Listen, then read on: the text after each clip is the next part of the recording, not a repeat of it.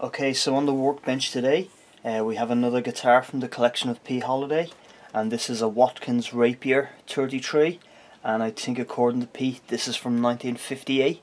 So what we're planning on doing with the guitar is we're going to strip it down completely, we're going to clean all the parts, and we're going to give it a new paint job. And the new paint job that P has planned is totally different to the one that's on it now, but we'll get into that later when we get around to the painting. So we're just going to give you a quick overview of the guitar and just show you some of the issues that it has and what we're hoping to resolve with this refurbishment project. So just starting up the top here, this is the headstock. You can see the paint is all badly chipped around. You can see some of the red paint job that was underneath it, and we've got some issues here with some bent machine heads, and we've got a mismatch in a button here, so we'll be doing something about that. Coming down, got the nuts loose. Our zero fret here is very badly worn, so we're more than likely going to be replacing that. The fret ends are all very sharp, so we'll do a complete fret job on it. We'll level the frets, crown them, polish them, and dress the ends and that to get rid of all that. There's no actual truss rod in the neck at all, so we've no method for adjusting any of our back bow or relief. There is, as far as I know, supposed to be an aluminium strip that runs right down through the center of the neck, and we'll probably move the nut out completely to see if that is there. And then going further down, you can see the body has quite a lot of damage, and just down here as well we can see that even though this is a left-handed guitar, somebody had drilled for another strap button for a right-handed user to use this.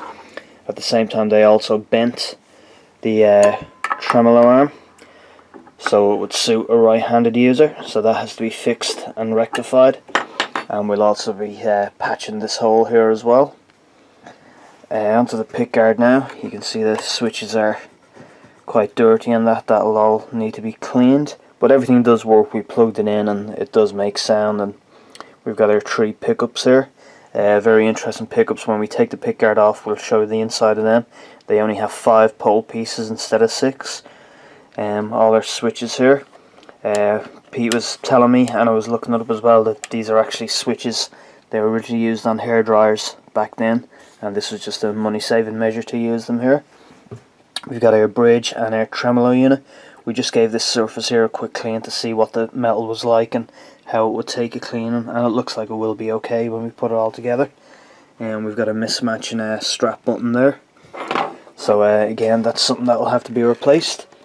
Just turning the instrument over now, and you can see the finish on the back.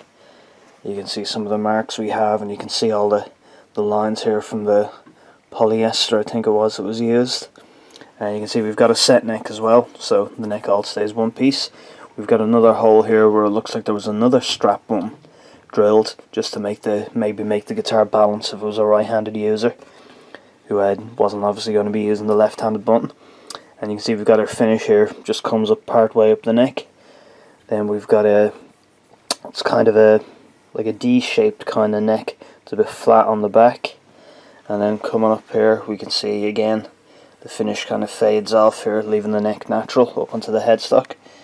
And you can see our tuners here are quite filthy, so they'll need to be clean. And you can just see again this one machine head here is bent, and also our high E here as well, so that's something we'll have to repair. Just taking her back over. So what we're going to do is to take all our parts off, strip the guitar down completely, and just start cleaning all those individual parts, and then we'll get the body completely sanded back down to natural wood, and we'll start planning for a new paint job. So the first thing we're going to do is take the strings off, and then we'll take the pickguard off, and that should take all of the electronics with it, because everything is self-contained there.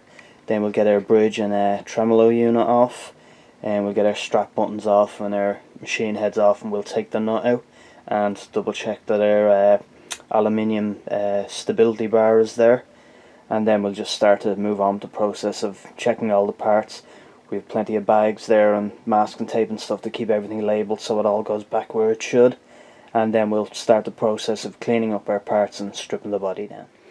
So with the strings off, you can see the nut is completely free to move, and one unfortunate thing about the nut is and because this guitar seems to have been used by a right-handed player, the nut slots have all been widened all along, so they're much too wide for the likes of the high E here and the B.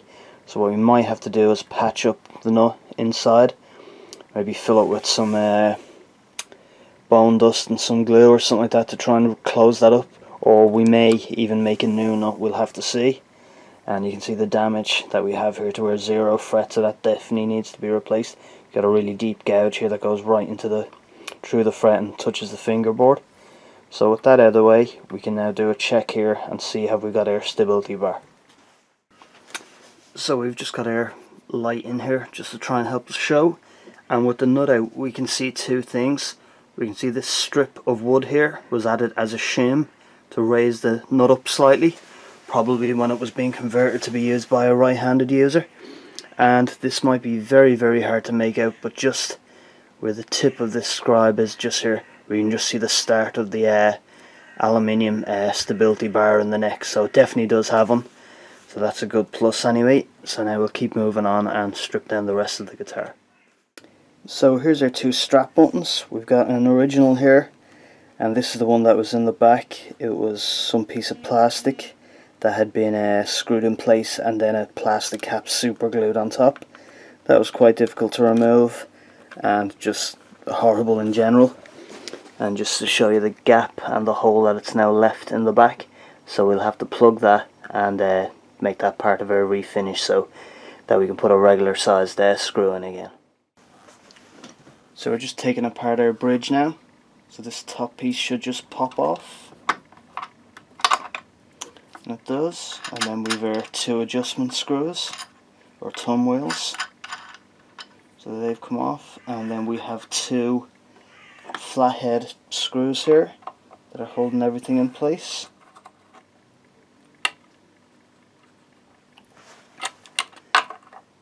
And now that the bridge has come out, I'll just take it in closer and show you what's going on here. So we've just removed our bridge piece here, and if you can see just inside these holes here, there's just a couple of matchsticks stuck in loosely, not even glued in place at all, just to try and give the screw something to bite into. So it seems as if this has been re-drilled, which it actually doesn't appear to be, so it makes me think that the screws holding the bridge in aren't original, or that something funny went on here. But anyway, that's just another thing we'll add to our list of what we'll repair so the holes are the appropriate size for the screws to go straight back in. So we're just in the process now of taking out the vibrato unit,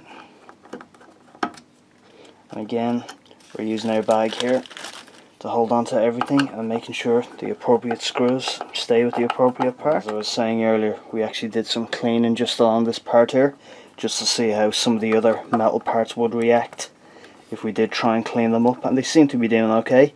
I don't think we're going to get them absolutely pristine, but we should be able to get all the dirt off and get them, you know, to a nearly new and shiny finish. So there's the inside of our vibrato unit, very clean inside. So we'll put straight away, we're bagging that so nothing happens to it. And we can see inside our cavity here some dust, but it's actually quite clean. So we'll press on. So next we have our scratch plate, our pick guard, and this contains all our electronics. So we'll just take all the screws first and put them into a small bag, and then we'll start to check what's going on inside the scratch plate and have a look at our electronics. So that's all our pickguard screws out, so this whole unit should just come out in one piece, and it has. And as you can see, it wasn't attached to anything, so we have no ground wire in it at all, so that's a modification we'll have to do. So we'll just have a quick look at the pickguard now. So just taking a look at the back side of the pickguard now. We have our 3 pickups. We've got our selector switch there. As you said, we've got our Pifco hairdryer switch there. And we've got our pots, all our wire and our caps, our capacitors. and our output jack. A lot of this looks very familiar from the burns we did recently. They probably use a lot of similar parts, but everything looks okay, and as we said, we've already tested the electronics and they do work.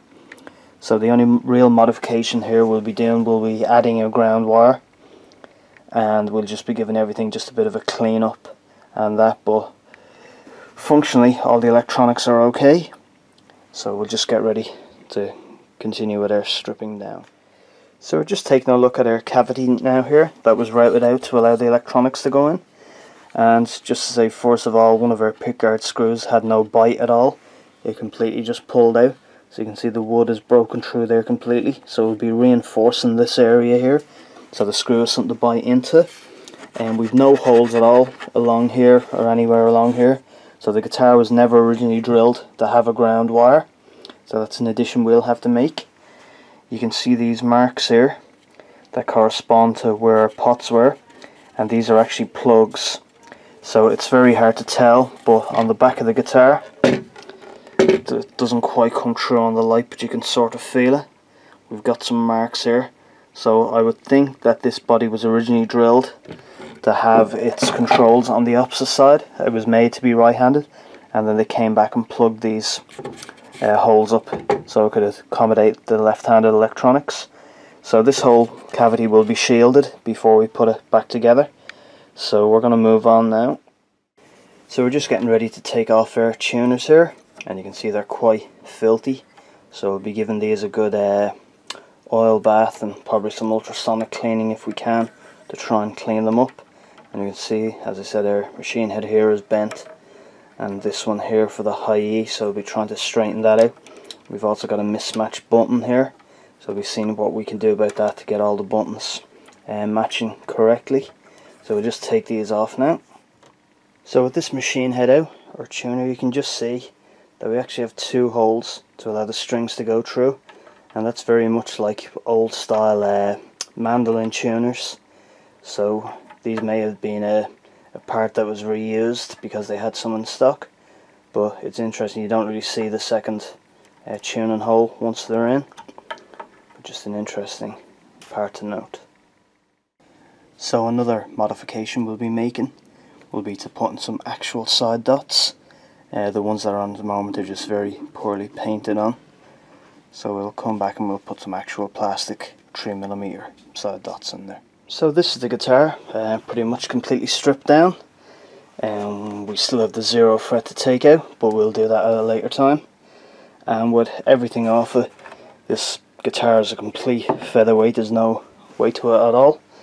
So we'll just get ready now and start to strip the finish down and get ourselves back to completely bare wood. So we're getting ready to start stripping the paint, and the first thing we're going to do is we're just going to look at this area here, and we're just using a scalpel blade,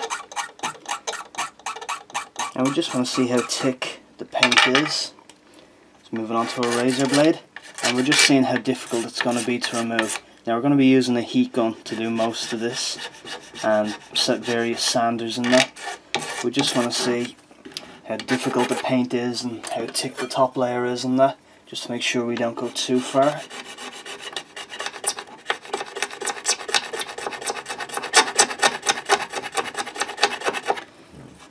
And there we can see the top blue layer is really quite thin, and then we have the original red underneath, and then we're down to bare wood. So we're going to start off now with our heat gun and then move on to our belt sander and random orbit sander and get as much of the paint off as we can. So we're just starting with our heat gun here, and we'll just see how the paint starts to react to this.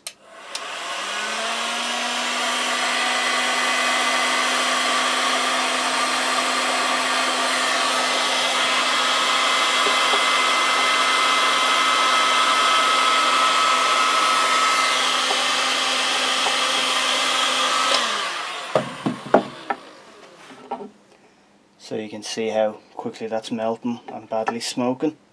So we'll be taking the heat down a good bit and just taking things nice and slowly and taking off as much as we can. So we're just going to switch over to the belt sander now.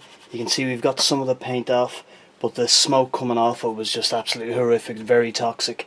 Now luckily I had my respirator on when I was doing it, but some of the smoke was just absolutely horrific. So we're just going to go to the belt sander just to be a lot safer.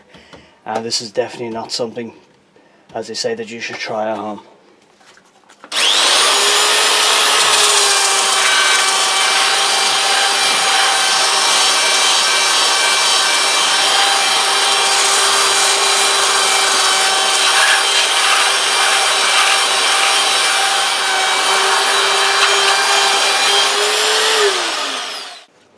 So we've just sanded off the top there, we've taken down most of it, and doing so has revealed a few things. The first one is that these holes for the bridge earlier that we took the matchsticks out of, there is actually metal inserts here, so we may try and find a correct screw to go in the bridge, so we wanted to use matchsticks or dowels or to refill them.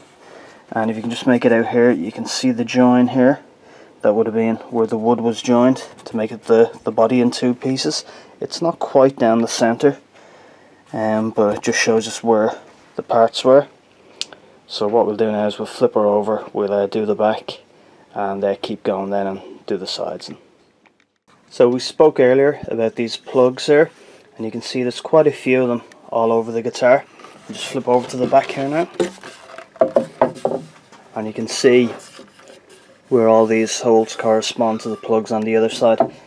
Now originally I thought that meant that they drilled for a right-handed guitar and then decided just to refill the holes, but it just appears that there may have been imperfections in the wood or other issues, and they just used the plugs to cover those up. And it wouldn't really matter because the guitars were getting a solid finish, you were never going to see these. And just to bring it to the headstock, and you can see where they've added these extensions on either side, so there was enough wood to make up the shape they wanted. And again, you can see that on the back. You can see our piece here, and we've some filling work to do here, and we can now properly see our serial number as well. So we'll keep on going, we'll get the rest of this finish off and get her back completely to bare wood, and then we'll start our refinishing process. So now we're just doing around the sides and inside the cutaways and all the curves, and we're going to be hours and hours at this. All has to be done by hand because you can't safely get a machine in to do it. So if you're not interested in sitting around hand sanding for hours and hours at a time, don't get into guitar making or repair. So we're completely down to bare wood now. Taking the paint off absolutely everywhere. As we said, all inside our cutaways and all the curves, and we're completely down to bare wood now. As I said, we can see all their little wood plugs that have been done here. So that's the paint removed. We have to move on to more sanding now to get it completely smooth. Then we'll do some grain filling just to fill in any little gaps we may have, and then we'll get ourselves prepped and ready for paint. Okay, so next what we're going to do is we're just going to patch this hole on the back of the neck and the other on the lower horn here, that, as we said, had been drilled to accommodate strap buttons for a right-handed guitar player. And we're just going to use some wood glue and just some slivers of wood we have here. So we'll just put some glue on the wood sliver, put it in, we'll cut it off flush, and then we'll come back with some sawdust and more glue to patch up the hole, and then maybe some grain filler or wood filler after that. So we'll just press ahead with that now.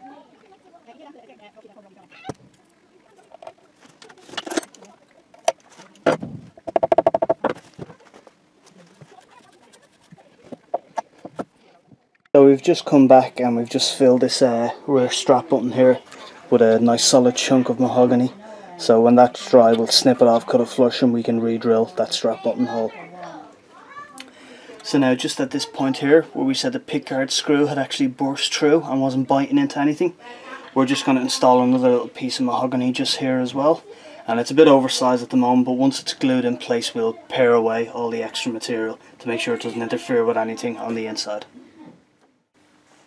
So here we are at the moment. We have the body has been fine sanded, well, not completely fine sanded, but sanded up to 240 grit.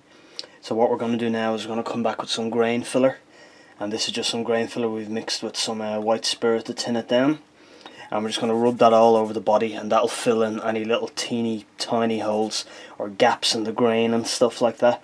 And it just means when that dries, we can come back and completely fine sand it right up to a nice high grit, probably 320 or 400, and it gives us a very smooth surface to start applying our paint with. So we're just going to liberally apply this now all over the body. So it might be a little bit tough to make out, but if you can just see here where the grain filler has gone in and it's a lot darker than the wood around it, that means it's gone in and filled that area. So as I said, we'll do this over the whole body, and then when it's fine sanded, that'll give us a perfectly smooth finish to start applying our paint. So our grain filler has all dried and we've fine sanded the body right up to 400. So just moving on to cleaning up some of the metal parts here, and this is the vibrato unit. So all we're using is some peak metal polish here, and we're just using that to take a lot of the heavy stuff off, and then we'll probably come back with some jeweller's polish and stuff like that to get it as shiny as we can. So we'll just get on there. We've done a test area here earlier. You can see it's cleaned up nicely. We just gave it one quick rub, so we'll come back to that as well when we're doing the final polish.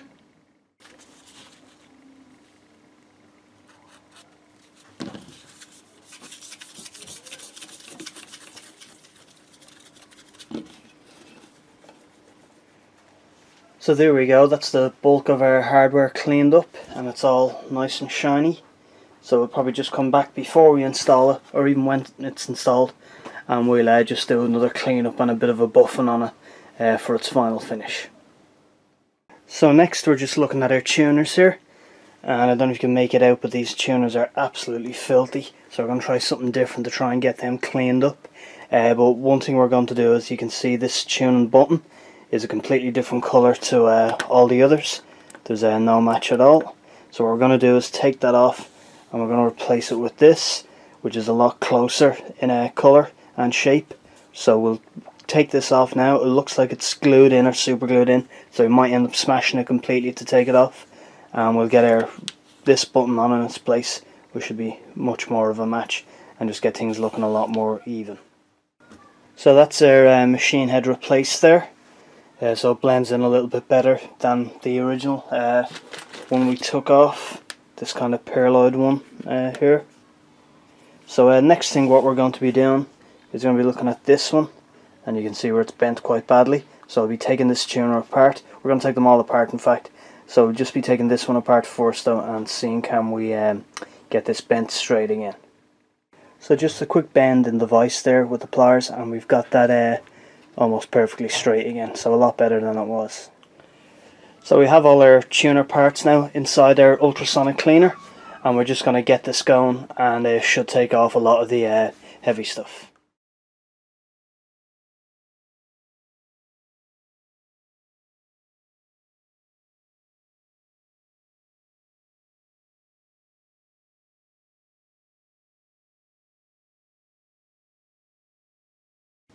So that's our parts have come out of the ultrasonic cleaner, and they've come up quite well. A lot of the dirt, you can see, came off when they just gave them a quick wipe. You see some parts came out cleaner than others. But we're going to give them all another quick wipe with some polish outside as well, and they should be good to go back on and looking in much better condition than they were. So here we are at the moment. We have the body has been fine sanded, well, not completely fine sanded, but sanded up to 240 grit. So what we're going to do now is we're going to come back with some grain filler, and this is just some grain filler we've mixed with some white spirit to thin it down, and we're just going to rub that all over the body, and that'll fill in any little teeny tiny holes or gaps in the grain and stuff like that. And it just means when that dries, we can come back and completely fine sand it right up to a nice high grit, probably 320 or 400, and it gives us a very smooth surface to start applying our paint with. So we're just going to liberally apply this now all over the body. So we're just rubbing this in completely to fill in the grain all over the body. So it might be a little bit tough to make out, but if you can just see here where the grain filler has gone in and it's a lot darker than the wood around it, that means it's gone in and filled that area. So as I said, we'll do this over the whole body, and then when it's fine sanded, that'll give us a perfectly smooth finish to start applying our paint. So our grain filler has all dried, and we've fine sanded the body right up to 400 grit, and we've just taped off the neck now. So our next step is going to be, we're going to spray primer on the body.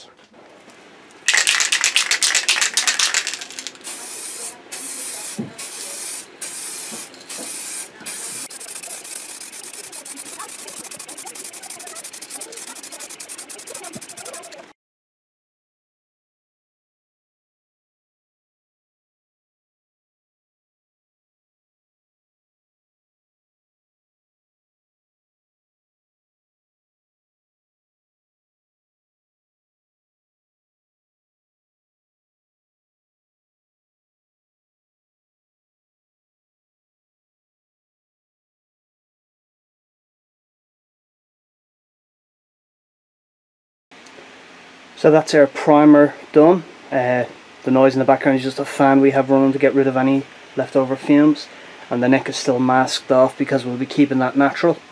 So we're just going to let that primer cure overnight. We'll come back to it tomorrow and just sand out any bumps or anything like that and just kind of denib the whole thing, and then we'll start on doing our colours. Okay, so as I said, we're done with the primer now. We're going to move on to the first of our 3 colours we're going to be doing. So I'm not going to tell you what the paint job is, but you'll probably guess it very soon. So I'm just going to throw my mask on and we're just going to do our first section here in this green.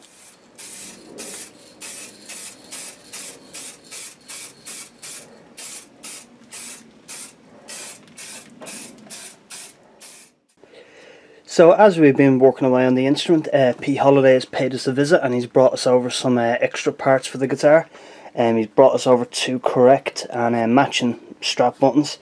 They'll replace this plastic one and the mismatched one we originally had on, so that's great to have them. And he's also brought us over this plate. You can just see it there, Watkins high-low vibrato. So what we're going to do is we're going to drill a couple of holes and we're going to attach this to our original tremolo plate. So that should look pretty cool there.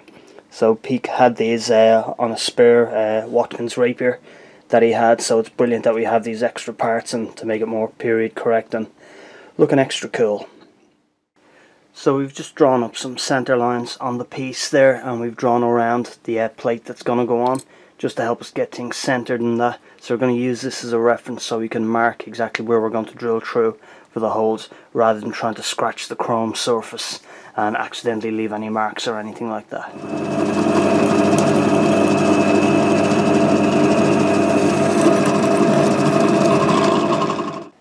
So there we go, there's our vibrato tailpiece with its new piece added and my reflection in it. So there you go, Watkins high-low vibrato, and that looks really good in place and should improve the overall look of the guitar. So what we're going to do next is we're going to take our electronics and electronic harness all out of the pickguard so we can clean both the electronics and the pickguard. The electronics all work from what we know and from our quick test we did. It just needs a bit of a clean up and the usual clean the pots and all that, and there's lots of just crud and years of filth all built up on the pickguard and around some of the parts and the pots and that, so we'll just clean all that up and we'll do our best to do any other little work that needs to be done while we have it apart. So as you can see, we've got our bags and our tape and markers and all, so we can keep everything labelled as we take it apart, because I don't know if you can make out here, you can see we've got a lot of different kind of mismatched screws and stuff, so we want to make sure everything goes back exactly where we took it from so nothing gets mixed up. So there we have our electronics removed from our pickguard, and you can see they're absolutely filthy, so we kind of skipped over a lot of the process of taking them apart. So we're just going to give them a good clean and clean down the pickguard and we'll probably show you some little bits of that. So just to give you a quick comparison, here's a pickup we've cleaned and one we haven't. So you can see there's a lot of crud and some very suspiciously smelling 60s or 70s types residue on it, if you know what I mean. And just to look at these pickups, as I was saying, if you can just make out underneath them there, you'll see we actually have 5 pull pieces. So starting from that end, be 1, 2, 3, 4, 5 rather than 6. And apparently there's extra windings around these last 2 pull pieces here to boost the treble output a bit, as the pickups were quite weak for their time. So that's just an interesting little fact about those pickups. So before we put our electronics back in, we're going to shield the back of the pickguard. So luckily enough, this pickguard fits perfectly on one sheet here. So we'll just use up the one sheet and we'll still have some spares left over. So just start to peel off the back and then we'll slide the whole thing on.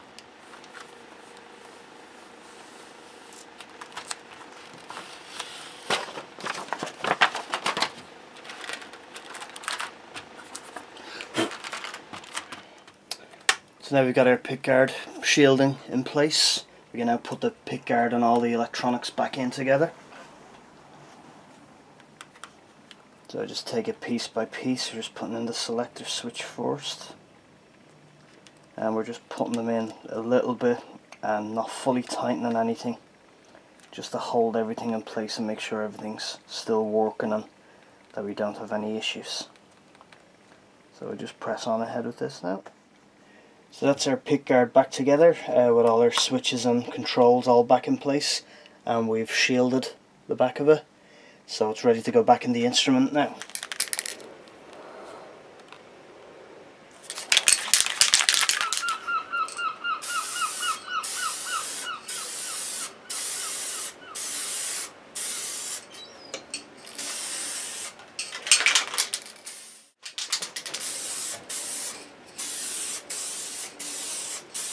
And we've put on our headstock decal. I definitely think we lost the footage of that. And that's all been lacquered as well. The back of the neck has been lacquered, and we've painted over where our positions are, because we're going to be doing something custom there. So we've just gone over them with a little layer of black. We're going to be putting down some custom inlay stickers.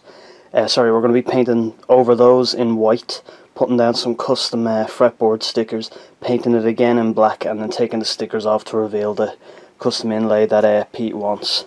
So we're going to go ahead with that now, and hopefully that's everything up to date. So we're just going to spray just some gloss white onto our fret positions here, and we're doing this on our workbench even though we really shouldn't. It's just that with the lacquer still not being fully cured, I don't want to put any masking tape or anything on it in case it marks it or affects it curing in any way, so we just have a bunch of cloths keeping everywhere covered and secure while we do this.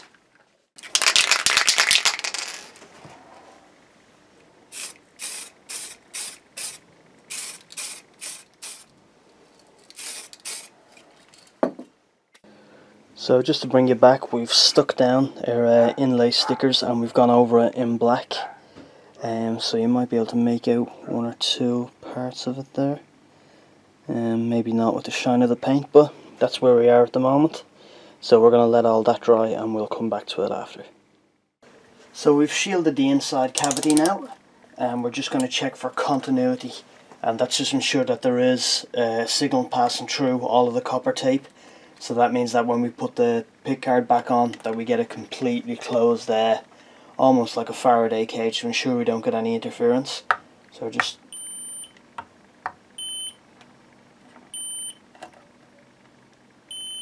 so you can hear it beeping that there is continuity. So we're just checking everywhere. So that's good. So that means we have a proper electrical signal going all the way through. So we'll just keep going now and keep on adding some more parts. So we're just about to begin our final assembly here, and you can see we've got the cavity all shielded, and one thing we did off camera was we've drilled a new hole just here. You can see we've got this wire passing through it, and this is going to be for our ground wire. And I think we said it during the initial assessment that we didn't find any holes at all anywhere around here, so it doesn't look like this guitar was ever drilled to have a ground wire on it. So this will be a new addition we're adding. So we've got the bridge here, and we're just going to attach one end to the back of the bridge, and the other end will be attached to a grounding point on the pickguard somewhere. So that combined with all the shielding we've done should keep the noise down a lot, as we know those single coil pickups and stuff from these 50s and 60s guitars are always a bit notorious for noise and that. So we're just going to go ahead, as I said, solder onto one point here, and then we'll clip the end of this and solder it onto the other end on our scratch plate, and then we'll just press ahead and continue to add our parts.